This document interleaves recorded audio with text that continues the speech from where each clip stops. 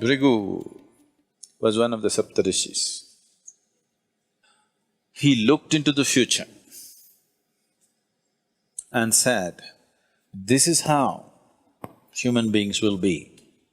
Till the end of the world, he predicted. Is he talking about you? No.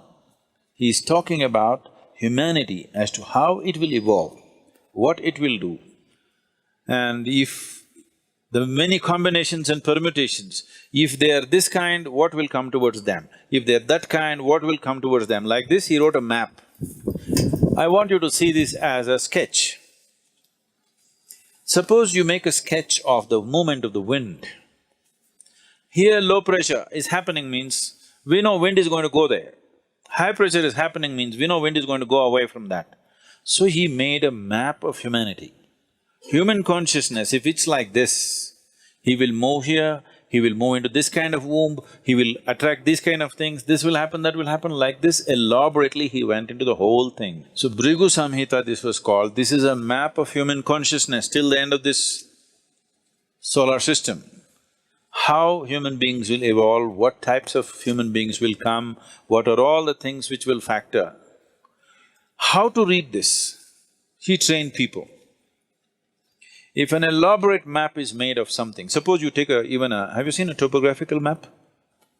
Not the regular map. Have you seen the Geological Survey of India or the United States, they have this thing. Have you seen these maps? It will take a certain amount of training to read the map, it's all written there. Or have you seen the aeronautical maps? They're really complex, okay? If you want to fly from one part of the world to another, there is an aeronautical map. Unless you're well-trained, I've gone through these exams and I've passed the exams, but I don't think I can navigate from here to, let's say, South America successfully, because the planet is round, it's spinning, time zones are changing. All this is factored into the map. Somebody who knows how to read it, in 2 minutes he knows exactly what it is, coordinates, he will write and he knows where to go. Otherwise, if you don't know how to read it, you spend days with it, months with it, you do not know. So when he wrote this elaborate map of human consciousness, he trained people with a certain dimension of intuitiveness to read this, because this was not all logical stuff. So these people maintained this tradition and came, and it doesn't matter how skeptical you are, what you are, they will say things in your face which will make you feel like an idiot, okay? And it's true, unfortunately.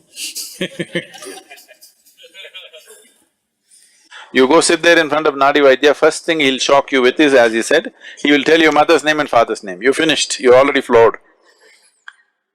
Because you've gone from somewhere. It doesn't matter.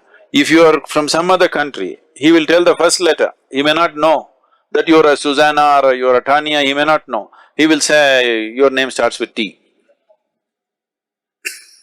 Just like that. Because he's not looking at your background or your future, nothing. He's just reading a map. By reading the map, he's saying, okay, this is the temperature, this is the elevation, this is that. But it's an intuitive map. Unless he's in a certain state, he cannot do that. So always it should happen around the temple. Vaideshwaran temple is made for this purpose, and it generally happens around that. Now for commercial interest, they've moved everywhere. It may not be as effective, but there are some who are bang on. But if you're on the spiritual path, he will refuse to predict your future, if he's a genuine one, always. So if you go and if he tells your future, that means you're still not on.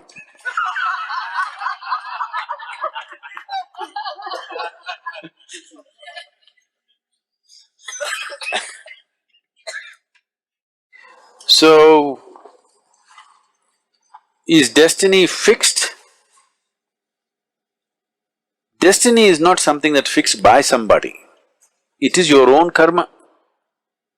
So your software is in a certain way, so naturally it'll function that way.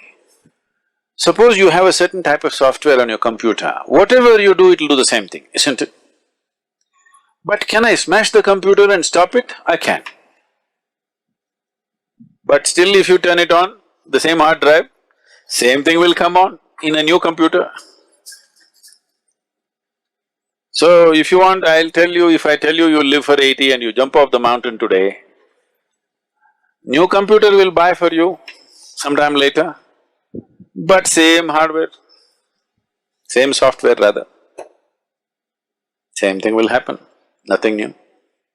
So they're looking at that aspect of life and trying to interpret it in physical terms, which is an interpretation, where there could be mistakes, always. That interpretation may not always be right.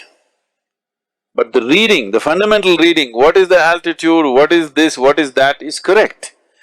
How to interpret it is the expertise of an individual person. Not everybody can interpret the same way. So this whole science developed Bhrigu Samhita, but if you're on the spiritual path, they'll refuse to say because no reading for you. You don't belong in that range.